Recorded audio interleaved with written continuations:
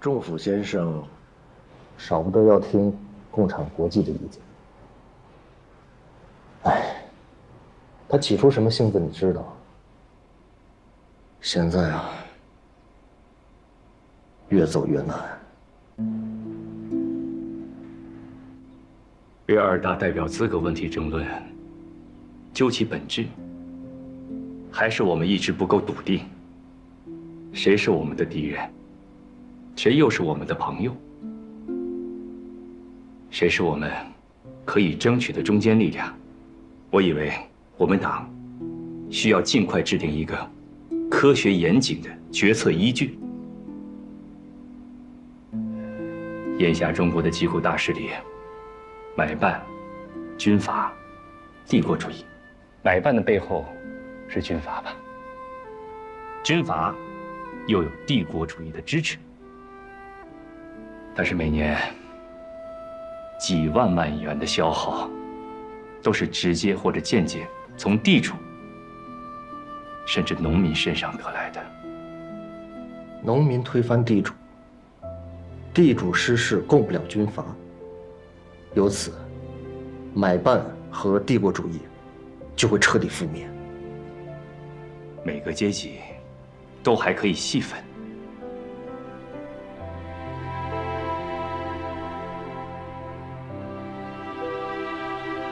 综上所述，可知一切勾结帝国主义的军阀、官僚买办阶级、大地主阶级，以及附属于他们的一部分反动知识界，是我们的敌人。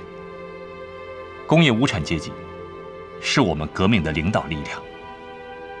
一切半无产阶级、小资产阶级，是我们最接近的朋友。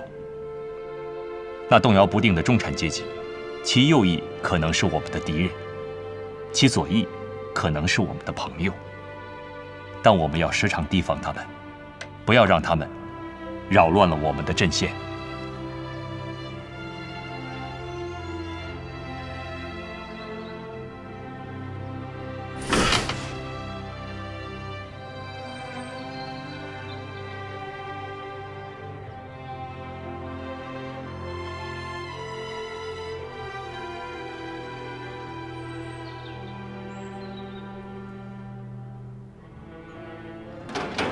先生来点什么？老板面子。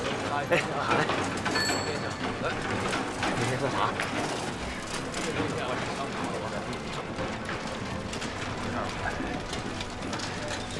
先生，一样的吧？辛苦啊。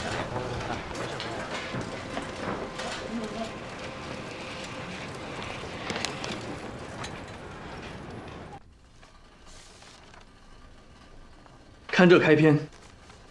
谁是我们的敌人，谁是我们的朋友，这是革命的首要问题。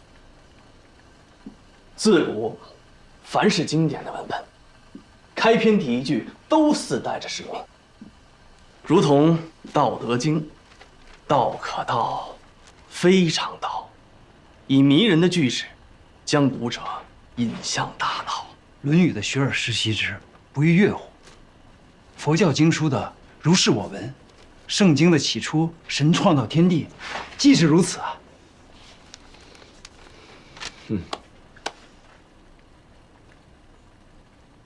你们都忘记了《共产党宣言》的开篇吗？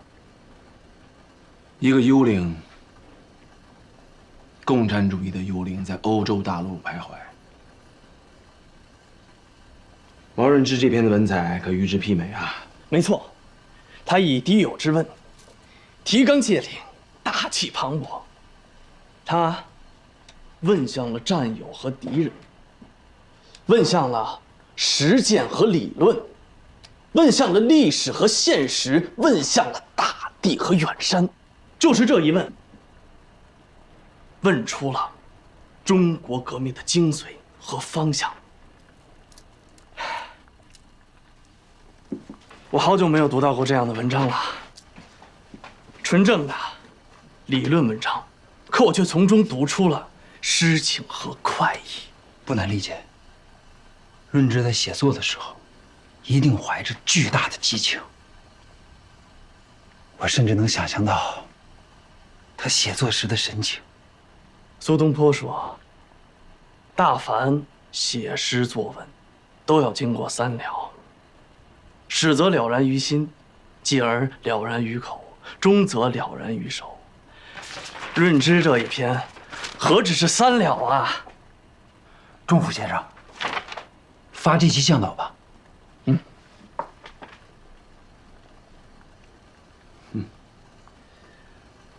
我盛赞他的文采，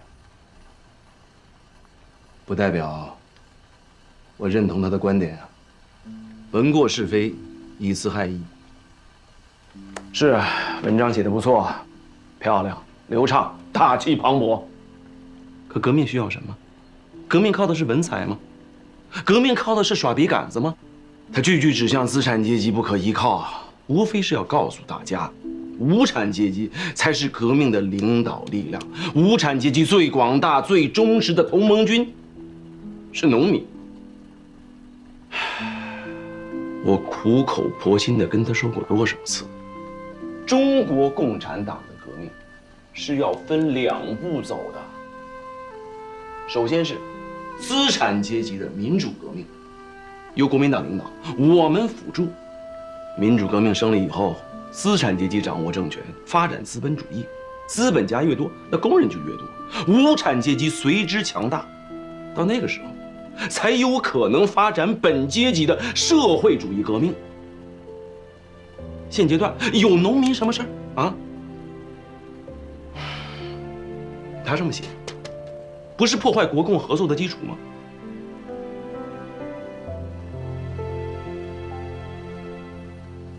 我还是坚持，无论是文体还是内容，这都是一篇好文章。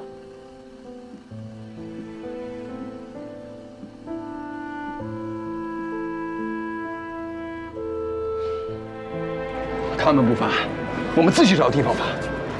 我还不信一封退稿还能断了一篇好文章的路。给革命办看吧，国民革命军第2军司令部办的，反正归你管，自己发就是了。那是国民党的杂志，管他是谁的，让大家看到最重要。润之，有时候我真想替老头子向你道歉。哟，是东征军吧？没错。湘云在信上讲，这回东征军彻底剿了陈炯明的老巢，广东政府统一了广东，这块革命根据地终得安宁。太好了！北方战胜生变，奉天将领郭松龄改旗东北国民军，起兵反共，浩瀚后爱。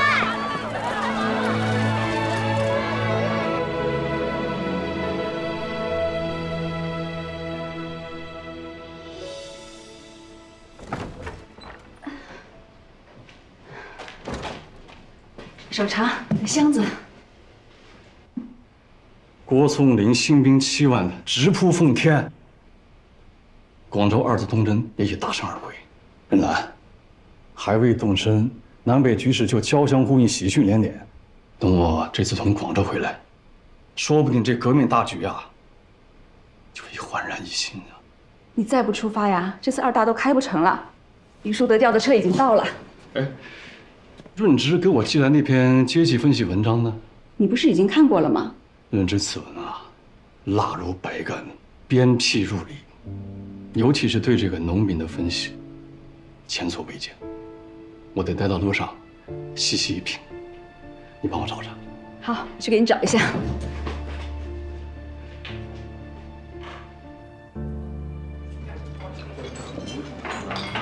来，祝贺两广统一，祝贺陈军覆灭，祝贺我们出生入死，平安归来！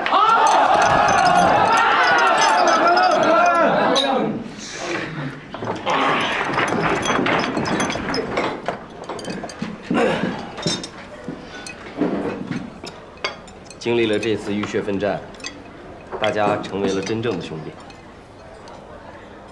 用时1个多月，形成300多公人，灭敌1万多人，俘虏6000，缴械8000，这是何等战绩啊！一次东征的时候，我们还在给越军打先锋，这一次，咱们第一军是真正的主攻手，不仅一举平灭陈逆，还回师南征，打垮了邓本殷的主力。这几年的兵没白练。来来来，吃饭。听说惠州要塞是共产党敢死队拿下的。哎，听说了吗？校长是陈赓背着重州重围的。有什么奇怪？你们没听过黄埔的顺口溜？蒋先云的笔，贺中涵的嘴，拎不过陈赓的腿。哎，我听说啊，此次东征都是共产党当的苦力。哎，你们看过毛润之先生新发表的文章了吗？中国社会各阶级的分析吧，一篇文章就把中国国情分析得明明白白，依靠谁，团结谁，打击谁，清清楚楚。所以啊，只有用阶级分析的方法，把敌人和朋友分清楚了，国民革命才能成功。阶级分析还不是要搞阶级斗争，还是戴季陶先生说的对，人民只有大贫和小贫，觉悟者和非觉悟者，大家团结起来，一起对抗帝国主义，才是正道吧。我们打倒军阀和帝国主义列强，为的是什么？不就是为了扶助农工吗？工人、农民才是革命的主要力量。向云啊，都是为文章，为主义。说到底，不都是为了咱们这个国家吗？放屁！那篇文章共产党自己都没发，发在了我们第二军的刊物上。哎，这都正常。共产党一直都是咱们小跟班嘛。那我们护着你啊，应该的嘛。哎，应该的，应该的。说什么呢你？谁是小跟班？怎么了？共产党自报家门了是吧？你们平常不都不暴露自己身份的吗？怎么潜伏在我们里面，到底是要干什么？想揍你狗日的！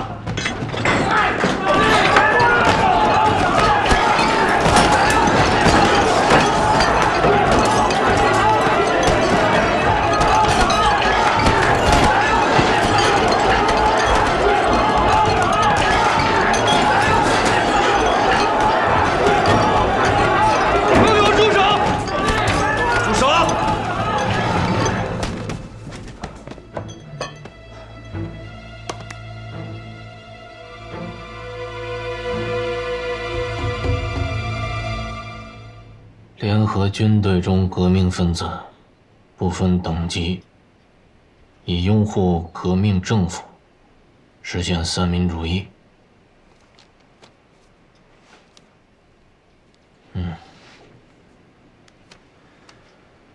你们清军会发展得很快，不光是黄埔和第一军，整个国民革命军中都有不少你们的会员。萧远，你一向善于组织策划，你能把清军会办好，我不意外。但在军中校中搞起小团体，相互之间难免发生摩擦。比如这次，君子党而不群，既有一党在身，又何必拉帮结派？黄埔子弟系出同门，可不能像西山分子一样闹到要分家。我跟君山也说过了，你们两个都回去好好想想，清军会、孙文学会还有没有继续维系的必要？校长，清军会的存续，对我军我校实在是利多弊少。我已让涉事会员深切反省。你一手创会，更一片赤诚，我都看在眼里。不过这队伍一大，恐怕未必会按照你的初衷走。我觉得你还是应该把更多的精力放到军中建设上来。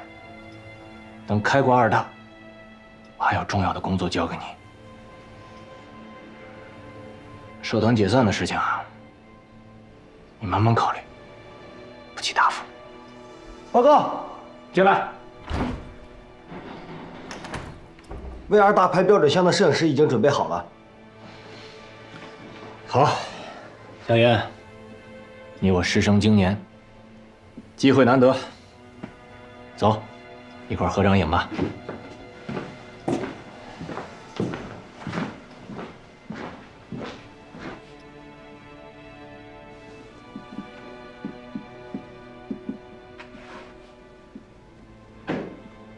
两位长官，看我这里，笑一笑。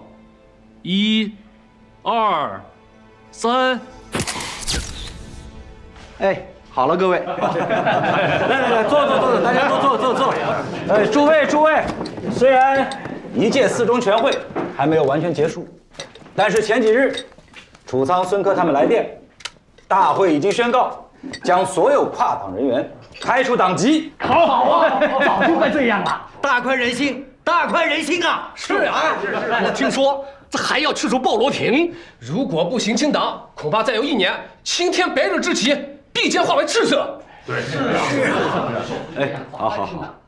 而且啊，大会还决定，将中央党部从赤化已久的广州搬迁至咱们上海环龙路44号，2大也将改在上海召开。好啊！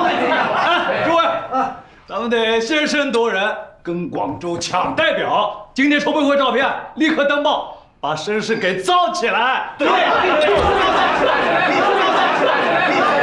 邵朝伟、沈主任，闸北徐家汇的印刷厂不肯印刷咱们的《民国日报》，为什么呀？这不会啊！早上来的路上，我还听到有人叫卖啊。他们卖的是广州的《民国日报》，不是咱们上海的，上面全是批咱们的文章。啊，怎么可能？这广州的《民国日报》怎么运到上海来的？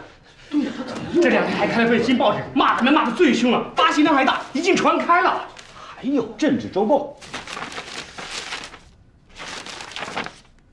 主编毛泽东。有个毛泽东，又是他呀！这怎么哪里都有这个毛泽东啊？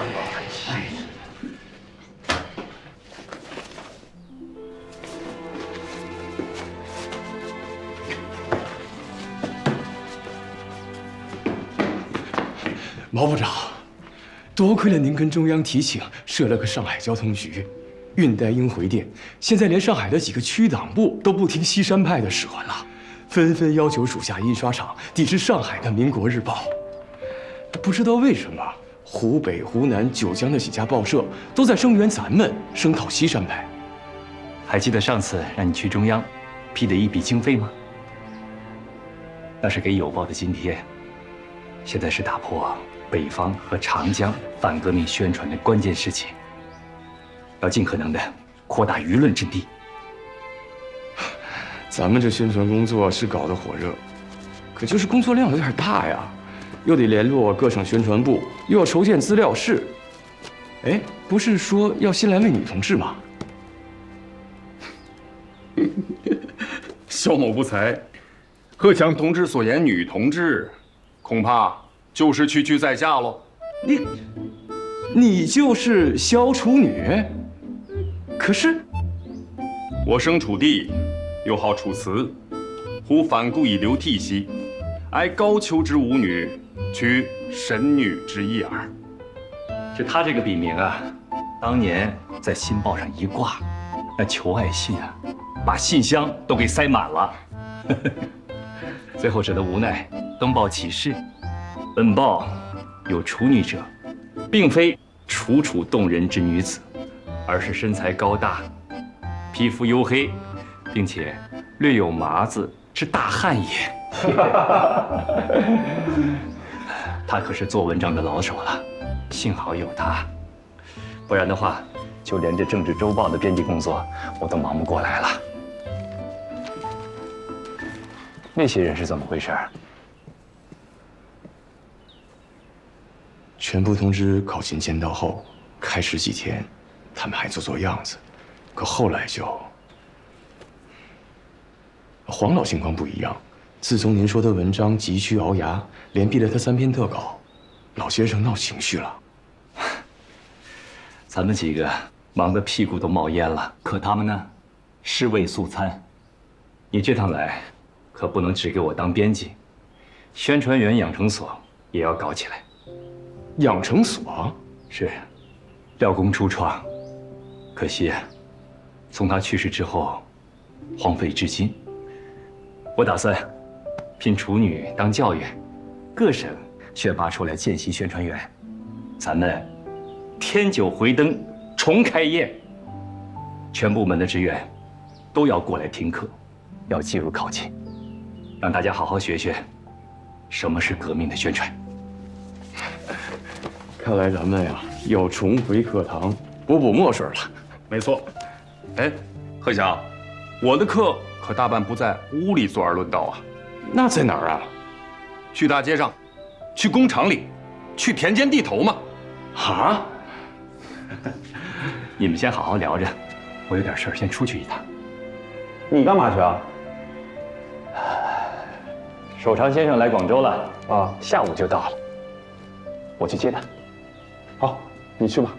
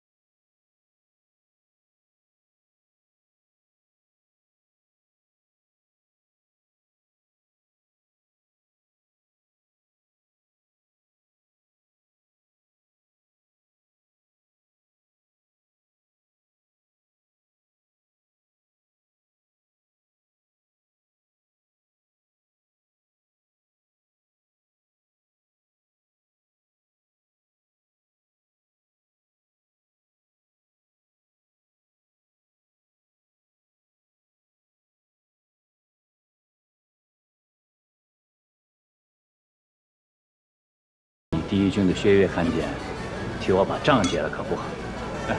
您好，您的轩尼诗，谢谢。您的白水，请慢用。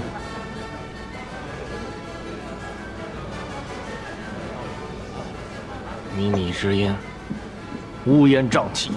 老弟，读圣贤文章，不必非得到古刹书斋。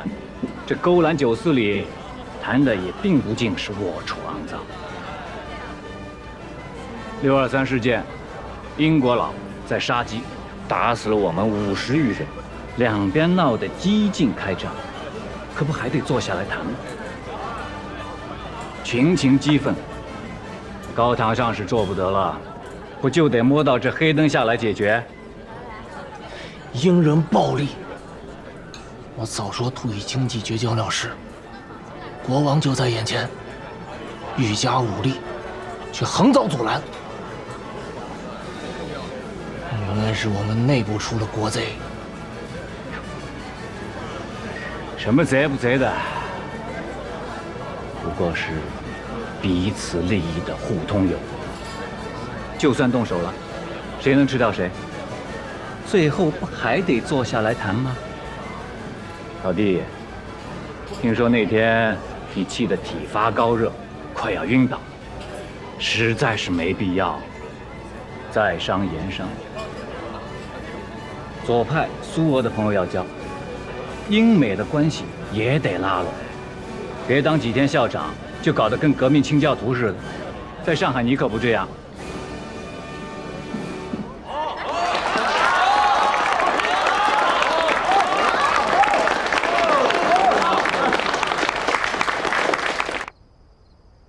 在上海还是楚虽三户，亡秦必楚。如今来了广州啊，只有我和处女住楼上楼下。我们俩还开玩笑说，这是上下而求索。少长先生，哎，当心！我来。现在的国民党宣传部真是百废待兴。几个月了，我的2个兄弟，一个在黄埔军校，一个在农讲所，见一面都难，连洗衣服的时间都没有，更别说收拾屋子了，让您见笑了。这就是名副其实的书上有路，这不正是每个读书人梦寐以求的吗？我看啊，好得很。先生，您在广州这几天，虽说我们几乎天天能在会上碰面，拖到今日才得暇单会。西山派这一波攻势，把那汪主席打得措手不及。幸亏你在舆论上反应迅速，那篇中国国民党对全国及海外全体党员解释革命策略之通告，我已拜读。条理分明，思路清晰，定能一扫谬论，正本清源。湖南、湖北还有四川的党组织已经来电，代表们正在前往广州的路上。我只是搞不懂汪精卫，西山派要求开除我们的党籍不说，第一个开除的就是他的党籍，可他却唯唯诺诺，只许我对那些叛党分子一味的训诫，却不拿出具体的惩处措施，甚至还希望他们来参加二大，这不是与虎谋皮吗？再这么一味的绥靖下去，我看他主席的位子是坐不住了。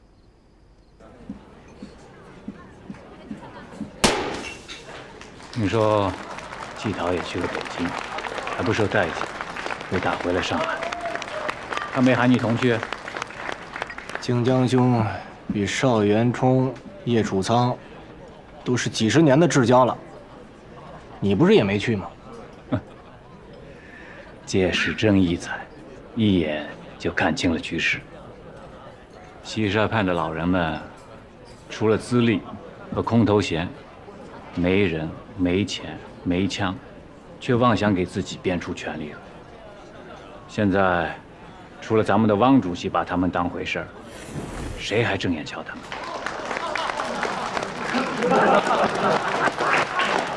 靖江兄净顾着说话呢，我没看这小丑的表演，还挺有意思。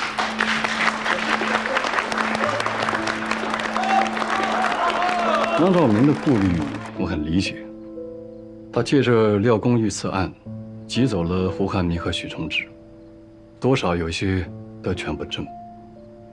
西山派剑指共产党，其实意在汪兆铭，个个都是他当上主席后被挤上冷板凳的老人，憋了一肚子牢骚。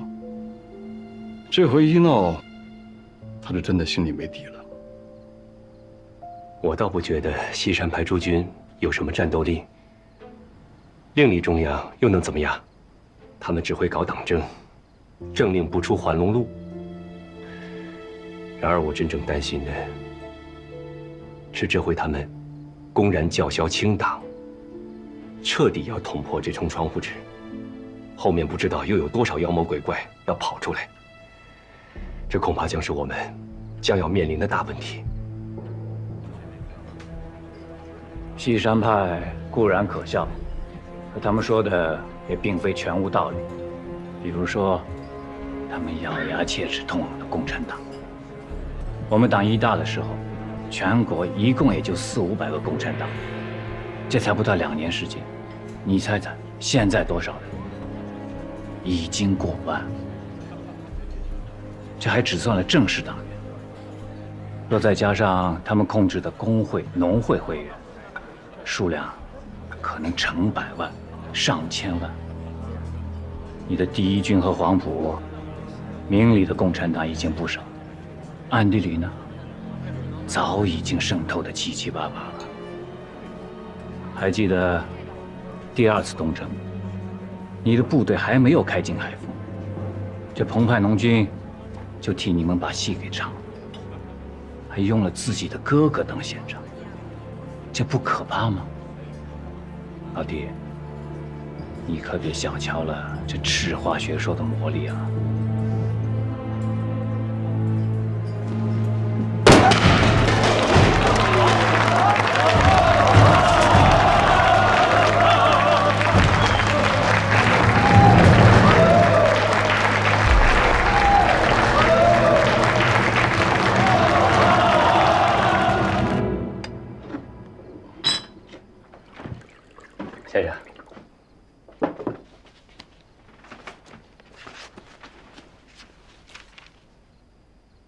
这篇海丰农民运动，不是你搞的吧？澎湃的，还没有正式出版。是我花了好大的力气才拖延年找他誊写的手稿。实不相瞒，这次回韶山，待的时间太短了，农民运动刚刚有起色，就被迫离开。我既然要做宣传调查，何不把农民的状况一并调查了呢？既然有珠玉在前，为何不先借他山之势呢？我听说，他只用了1年的时间，就将农会从2、3个乡、几十个人，扩大到5、6个县，20多万人。说他们去到农村宣传，往往不到半年中，就能把农会成立起来。恩芝啊，咱俩想到一块儿去了。我也正在写一篇关于土地和农民的文章。你在3大的讲话和在韶山的经历，给了我很大的启发。你看啊，东北革命军举义，我在北京市他们就直逼奉天了。这才几天，张作霖就搬来日本救兵，情况就急转直下。若能把关内关外的农民发动起来，何至于孤立无援？未来国民革命军委发，一定要发动中国浩大的农民群众，把他们唤醒起来，组织起来。如果有漫山遍野的农民加入革命，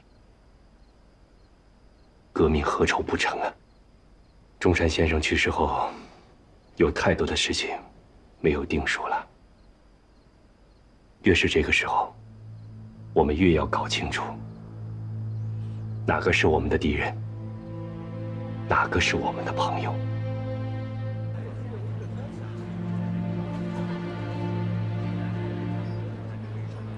毛任之那篇阶级分析的雄文读过了吧？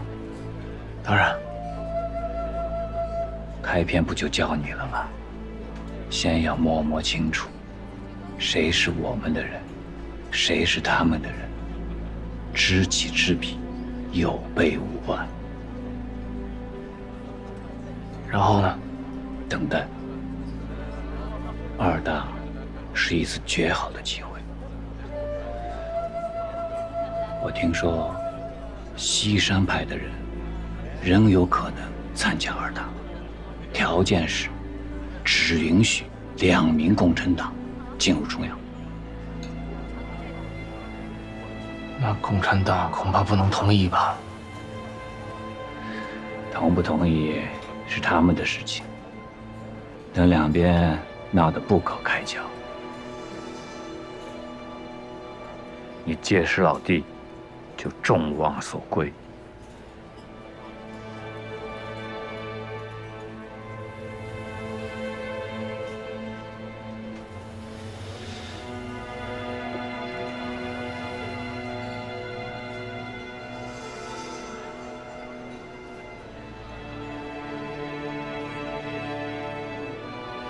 老弟，见风藏得久了，怕也是会钝的。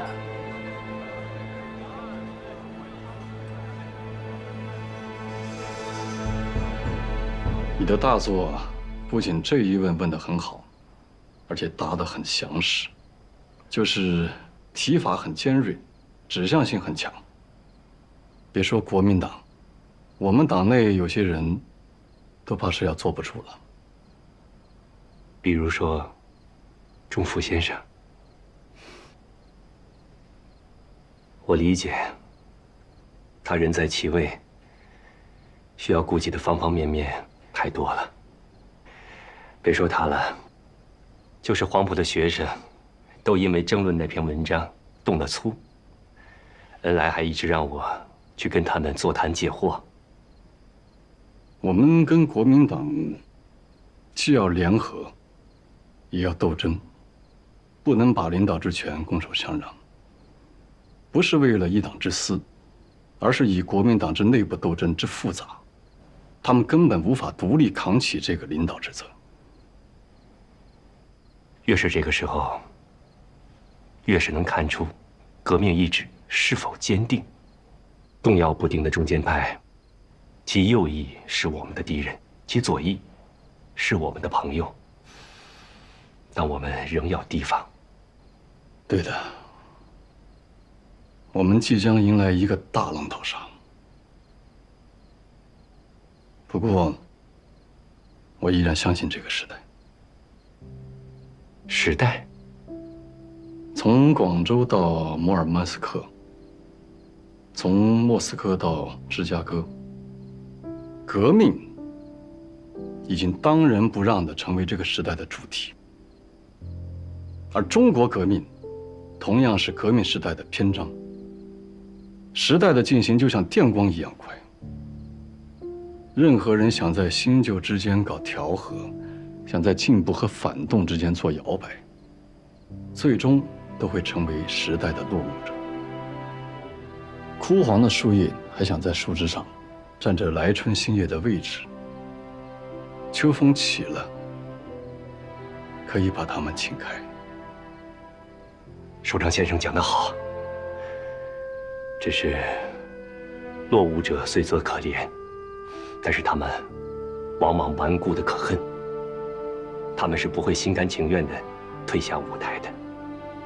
我们要与之辩驳、拉锯、斗争。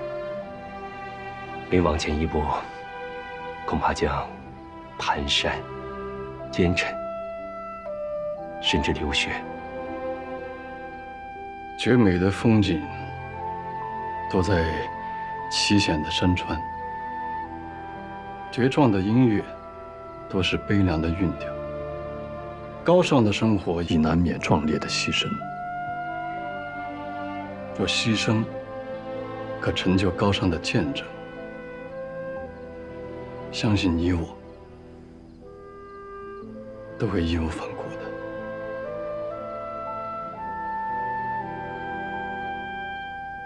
怎么了，润之？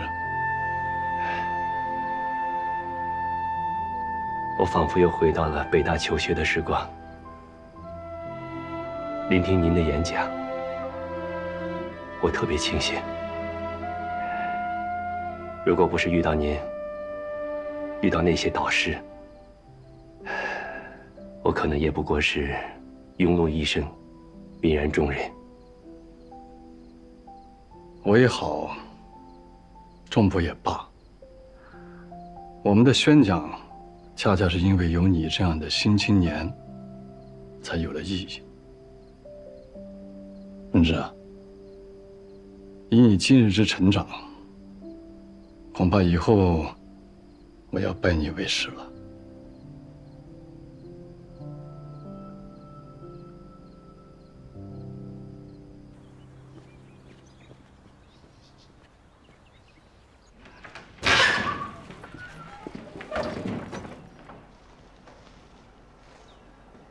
毛部长，您是什么意思？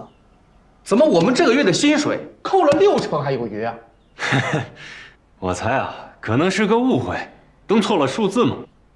要不我们请毛部长和会计打声招呼，核实核实。没有什么误会。我一到部里就宣布了签到考勤制度。贺祥，上个月的考勤状况。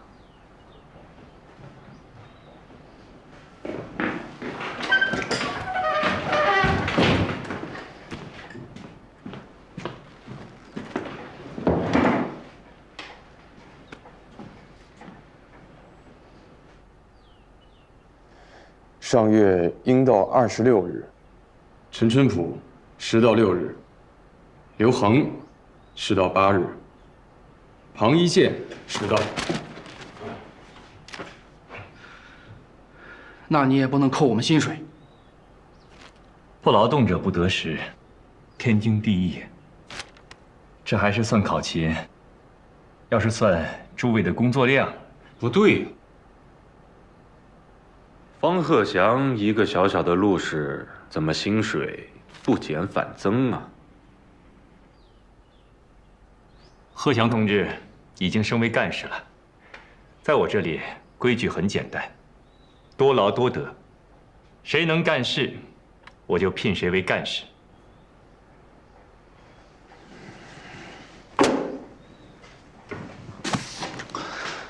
毛部长啊，您的这个规矩，可是和部里的惯例不合啊。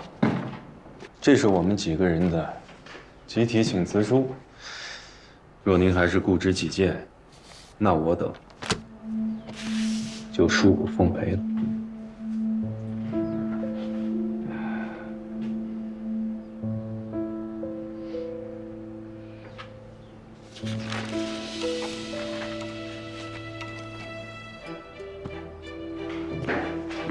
哎，你，这可都是部里的骨干元老，你有什么权利批准？